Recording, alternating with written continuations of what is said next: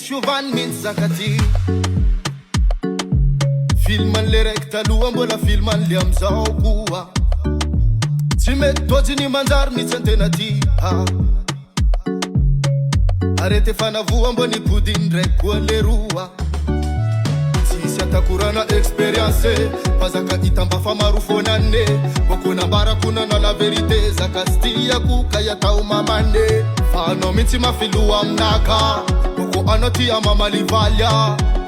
Toetra ratsy tsy manjary maempaka zao fa zaho amizao anefa bonaka ko mbola lovy rehetra ko adonako zay vao tena tofoka toetra tsy manjary naoty. Zaho amizao anefa bonaka ko mbola lovy rehetra ko adonako aleo lasa vovoka.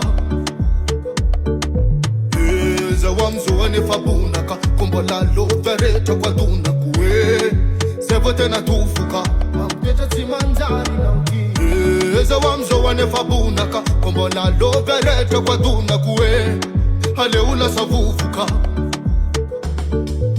Fifanarana tsara be natao tamy voalohany. Anao fitiava karantely tsy holany mamy. Fa anao io mintsy tsy azoko ino mara anaty lohanao ko lela mamina ragno zay tadidiko aby. Tanjona zay napetraka ne ho vady. Lazaho ane mba gaga aminao io asa ino zaka anaty lohanao toto.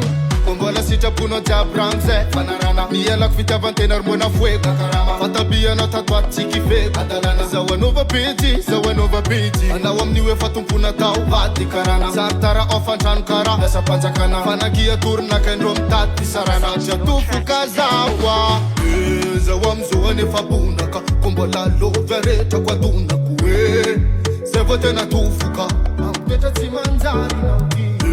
Zaho amizao anefa bonaka ko mbola lovy rehetra ko adonako aleo lasa vovoka. Zaho amizao anefa bonaka ko mbola lovy rehetra ko adonako zay vao tena tofoka toetra tsy manjary naoty. Zaho amizao anefa bonaka ko mbola lovy rehetra ko adonako aleo lasa vovoka.